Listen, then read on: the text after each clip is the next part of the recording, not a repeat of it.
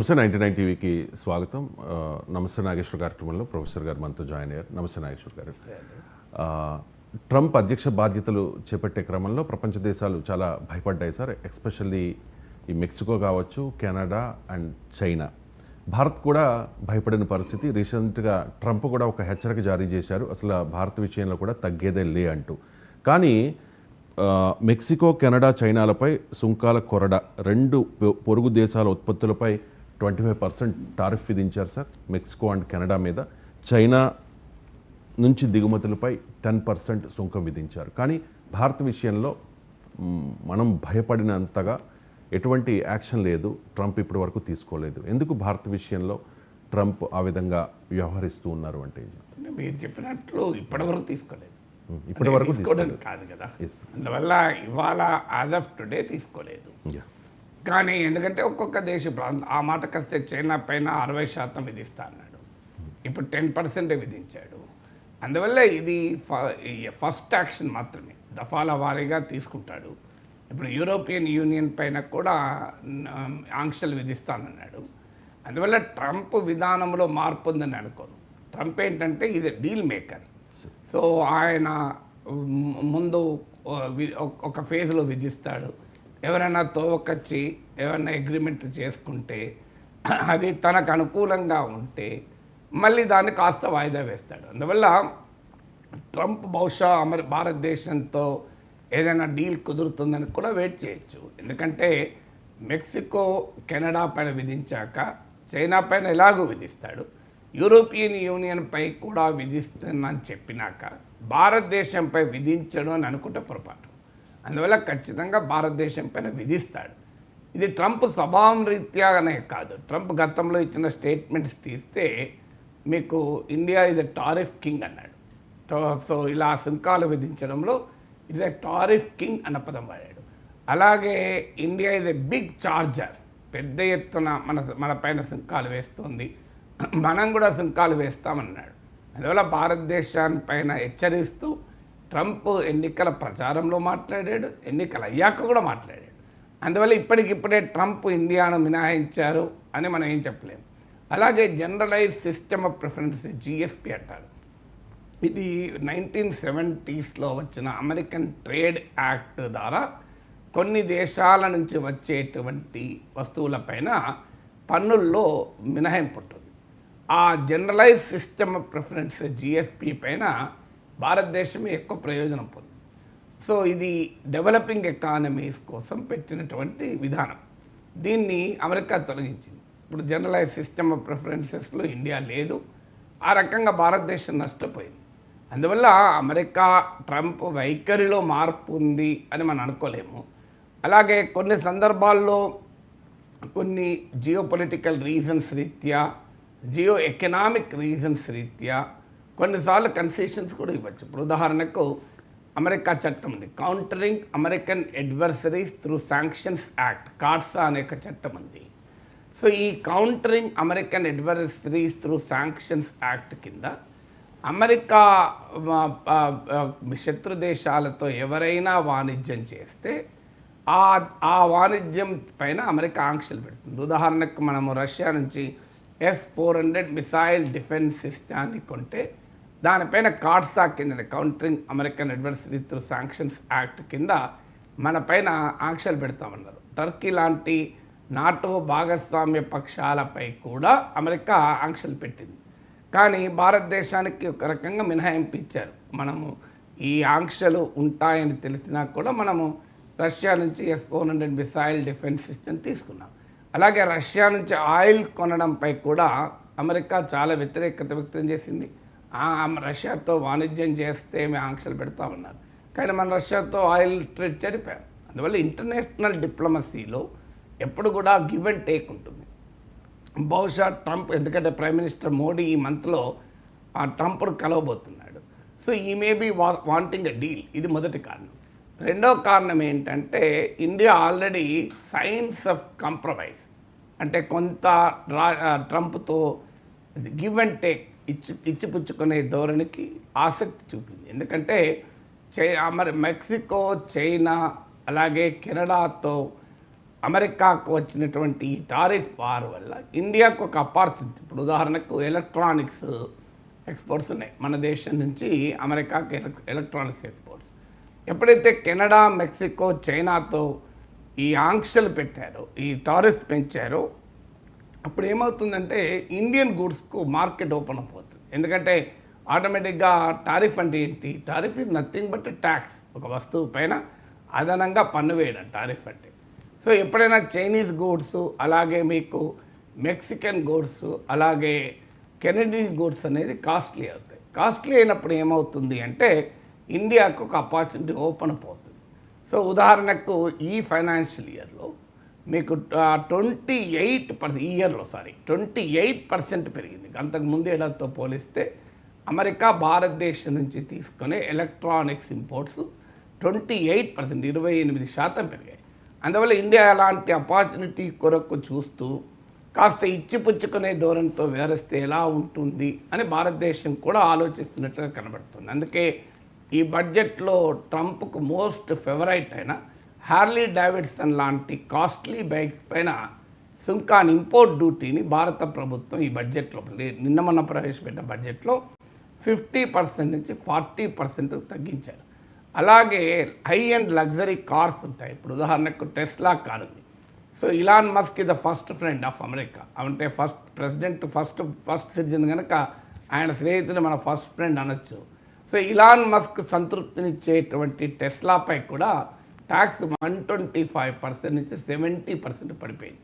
అంటే tariff king అని Trump విమర్శిస్తున్నాడు కనుక ఈ హై అండ్ టాప్ కార్స్ పైన 125, 100, 150% ఉన్న సుంకాలను కాస్త ఇటీవల బడ్జెట్లో తగ్గించారు.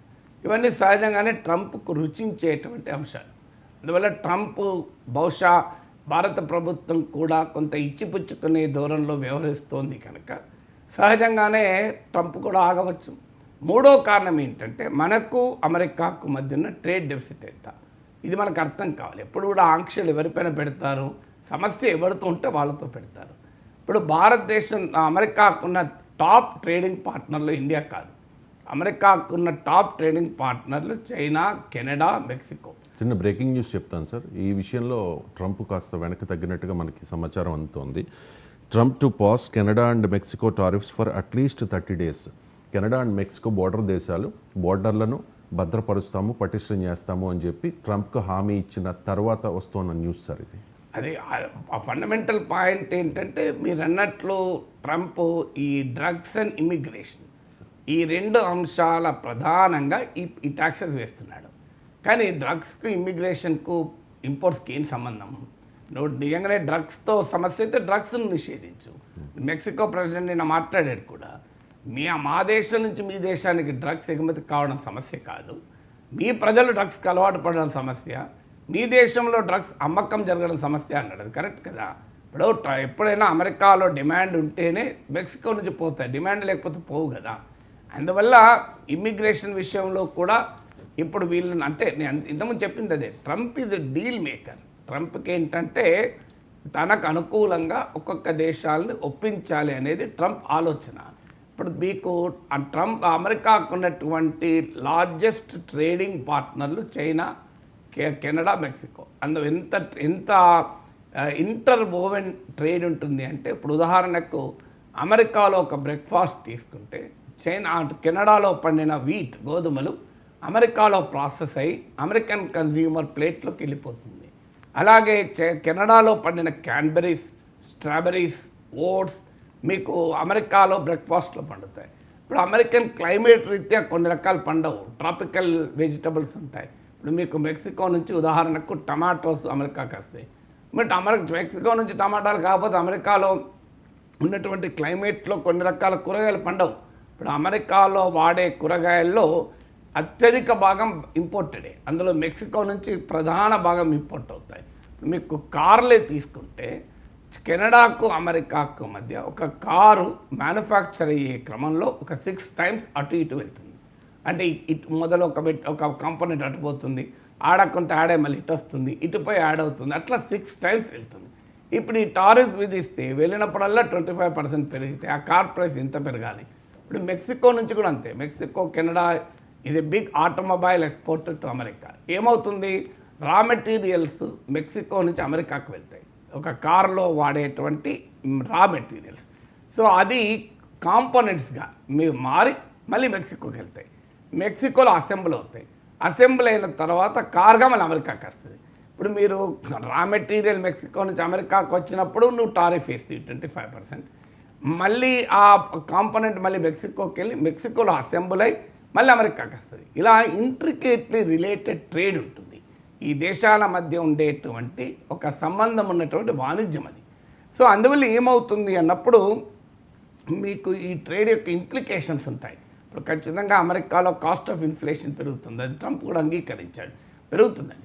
అందువల్ల ఒక ట్రేడ్ ప్రతి దేశం పైన ఇష్టం వచ్చినట్టుగా ఆంక్షలు విధించడంలో సవాళ్ళు ఉంటాయి.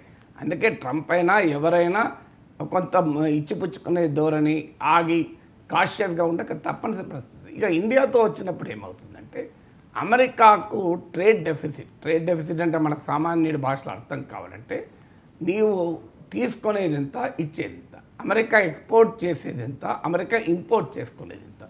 America is a big exporter, కానీ అదే సమయంలో అంతకన్నా బిగ్ ఇంపోర్టర్. సో ఇంపోర్ట్స్ ఎక్కువ ఉండి ఎక్స్పోర్ట్స్తో పోలిస్తే అప్పుడు అది డెఫిసిట్గా మారుతుంది.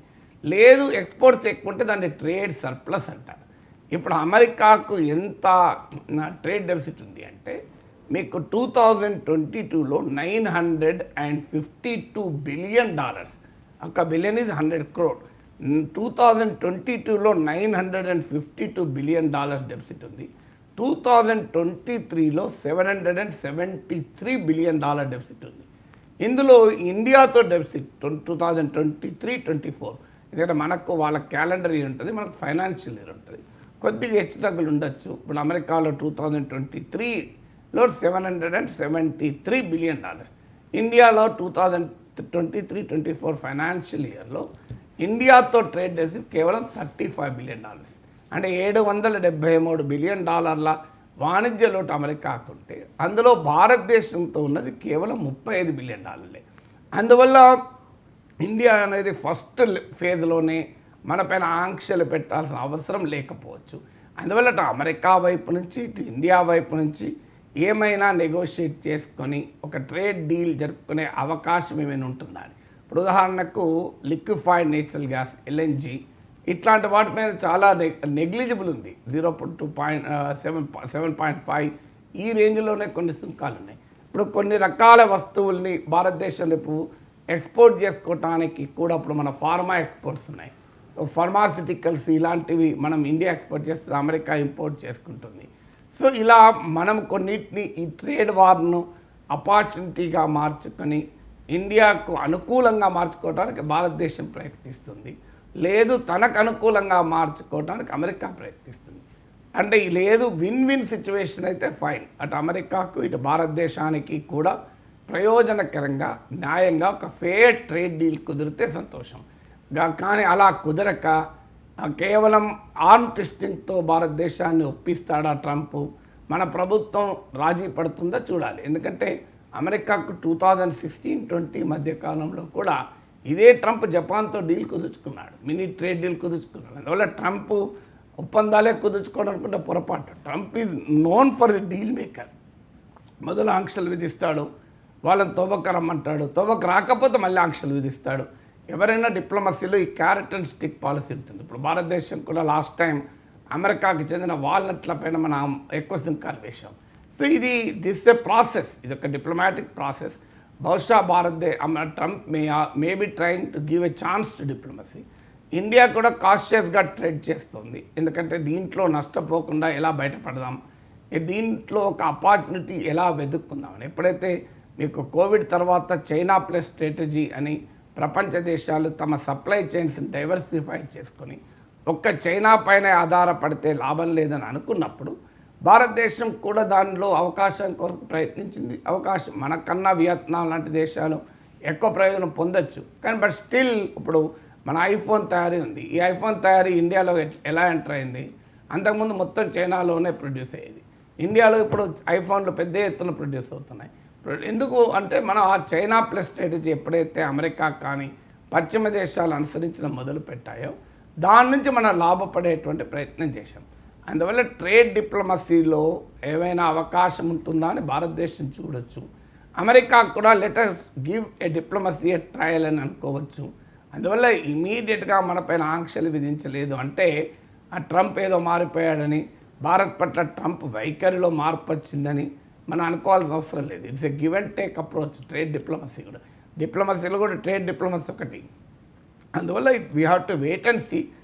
ఇప్పుడు ప్రెసిడెంట్ ట్రంప్ ఎలా రియాక్ట్ అవుతాడు, ప్రైమ్ మినిస్టర్ మోడీ అమెరికాకు వెళ్ళినప్పుడు ఎలాంటి చర్చ మనకు, ఎందుకంటే ఇతర కన్సర్న్స్ ఉన్నాయి మనకు. ట్రేడ్తో పాటు ఇప్పుడు వీసా పట్ల కన్సర్న్స్ ఉన్నాయి. సో అక్కడ మనం ఎక్కువ రాయితీ ట్రంప్ నుంచి పొందాల్సిన అవసరం ఉంది మన స్కిల్డ్ వర్కర్స్ అమెరికాకు వెళ్ళడానిపైన. సో ఆ వీసా సంఖ్యను పెంచుకోవడము, ఇలా ఒక బ్రాడ్ డీల్లో భాగంగా భారతదేశానికి అమెరికాకు మధ్య ఏమైనా గివ్ అండ్ టేక్ దొరికితే లాభం. సో అందువల్ల ఇప్పటికిప్పుడే మనం లొంగిపోయాము మోడీ అని మనం కామెంట్ చేయలేం, ట్రంప్ వదిలేశాడని కూడా కామెంట్ చేయలేం. It is a process which has begun. So ఆ బిగన్లో బడ్జెట్లో రాయితీలతో భారత ప్రభుత్వం మొదలుపెట్టింది. ట్రంప్కు అత్యంత ఇష్టమైన హార్లీ డేవిడ్సన్ బాటిల్ బ్యాగ్స్ పైన 10% తగ్గించారు. ఇలాన్ మస్క్, ట్రంప్కు అత్యంత సన్నిహితుడైన ఇలాన్ మస్క్ టెస్లా లాంటి కార్లపైన 125% 70% తగ్గించారు. సో ఇది బిగ్ ఇంపోర్ట్ డ్యూటీ రిలీఫ్. ఇది ఒక దాని రిలీఫ్ కన్నా కూడా it's a signal. India is ready to cooperate, India is ready to collaborate అనేటువంటి ఒక సంకేతాన్ని భారతదేశం ట్రంప్కు పంపించింది. బడ్జెట్లో ప్రతిపాదనల ద్వారా ఈ 10% తగ్గించడం ఇది కన్నా కూడా వీఆర్ గివెన్ ఎ సిగ్నల్. స్టబ్బన్గా మేము ఉండడం లేదు, we are ready for a trade negotiation with you అనే సంకేతాన్ని ఎప్పుడైతే ట్రంప్కు మన ప్రభుత్వం పంపించిందో, ట్రంప్ కూడా maybe try let us wait అనే అప్రోచ్లో ఉండవచ్చు. Right sir. అమెరికా అంటే ప్రపంచ దేశాల్లో